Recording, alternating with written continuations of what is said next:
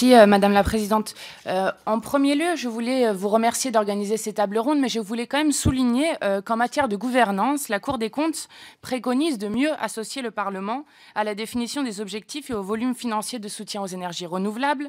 Nous déplorons donc que le Parlement n'ait pas voix au chapitre pour la décision sur cette PPE qui se fait par décret.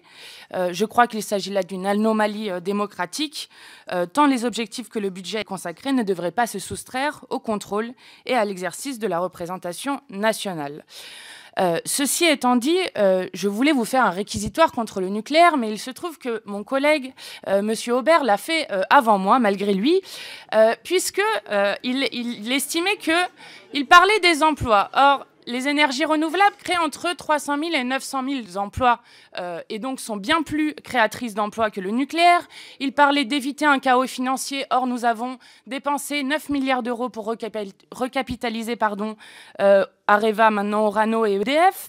Et nous savons que maintenant, il va falloir mettre 100 milliards dans ce qu'on appelle le grand carénage pour rafistoler et faire durer plus longtemps des centrales qui ont au départ été prévues pour 30 ans.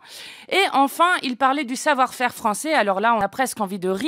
On repassera avec un EPR qui a déjà des années de retard, qui devait coûter 3 milliards, finalement en coûte déjà 10 milliards, et avec des anomalies qui se présentent absolument tous les jours, que ça soit sur la qualité de l'acier de la cuve, que ça soit ce qu'on a entendu il n'y a pas longtemps sur une vanne du circuit de sécurité qui a été montée à l'envers, ou encore le problème sur des soudures. Donc c'est ça qui nous interroge en fait dans cette PPE. Donc Nicolas Hulot avait déjà annoncé qu'il renonçait à l'objectif de baisse de la part du nucléaire de 50% qui était pourtant inscrit dans la loi d'ici 2025. Et on retrouve dans les scénarios qui ont été montrés, on retrouve deux visions qui s'opposent. D'un côté, il y a l'ADEME qui défend une entrée avec une baisse de la consommation d'énergie de 30% entre 2015 et 2035 et la production d'énergie renouvelable qui doit progresser de 70% entre 2016 et 2028. Et de l'autre côté, nous avons EDF qui table sur une augmentation de la consommation d'électricité entre 0 et 0,5% par an.